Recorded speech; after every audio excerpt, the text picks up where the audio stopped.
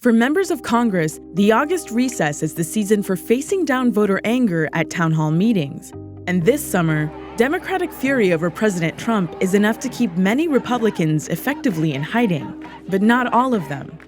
Despite the amateurism in the White House, the Senate is still full of hardened political veterans, and they know how to take a tough question or two.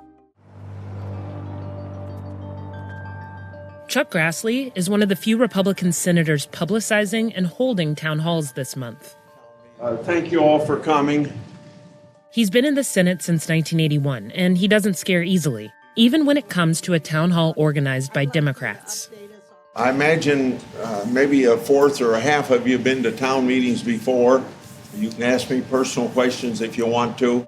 In fact, Grassley has made it a point of pride to visit all of Iowa's 99 counties every year to hold town halls, like this one in Mount Ayr, where about 73 people showed up on Wednesday. Or earlier today in Bedford, with about 90 people. I got here a couple minutes early. I hope you aren't shocked. You'd expect with so many Democrats in both audiences, there'd be a lot of shouting or booing, but the voters here rewarded their senator's good faith by keeping almost all of their questions focused on what he could actually do. We've had one person die this month, and I fear more will come unless we begin to speak out against this and have ways to counter it. I guess I come with imploring you that the Judicial Committee should have hearings on this rise of this cancer among us. We've already had 2 hearings this fall. Hopefully yet during September, we will have the Attorney General before our committee for what we call an annual oversight hearing. And it's obviously something that's going to come up very much during that hearing as well. Go ahead. His answers weren't always satisfying, but they seemed to be enough. I have voted for him, even though I've been a lifelong Democrat. What did you think about his answer to you? I felt like he heard me, although it was all about the past. Well, we've had this hearing and we've had that hearing, and I really would like for him to have said that, yeah, we'll do another hearing. There's no question that Donald Trump makes Chuck Grassley's life harder. But as we watched in both towns, he was able to diffuse his constituents' anger by being clear, straightforward, and knowing his stuff. Senate Judiciary Committee staff members met for 10 hours. I would like to know what they discovered in that meeting, and I would like the transcripts released. Will you do that? Yeah. The answer is it'll take a vote of the committee to do it.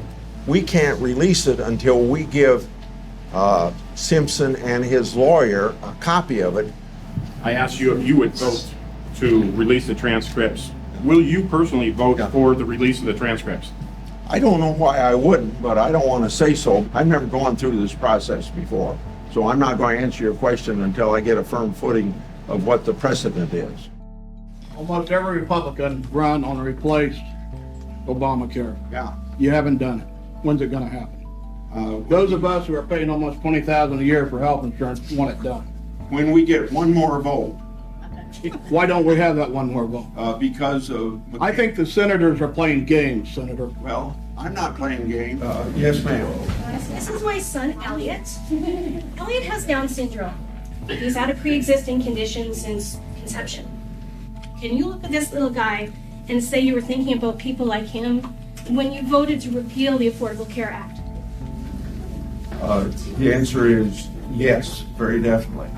And based on that would be the fact that the changes that were going to be made in Medicaid or even the private health insurance wouldn't affect the pre-existing conditions. But what I'm telling you now really is not an issue because we didn't get the votes to pass anything in the United States Senate. Even Laura, who volunteers for the local Democratic Party, acknowledges Grassley's ability to keep cool. Do you think there is an asset to Iowans because he is as good of a politician as he is? I do think so. I think so. He was able to come have a town hall, and no one was yelling and shouting, and we were able to hear each other. Voters left both events we attended still feeling frustrated with D.C., but not really frustrated with their senator. It helps explain why Grassley's been able to stick around for so long, and why even in the face of a weakened Republican presidency, some in his own party aren't feeling as much pressure as you might think they are.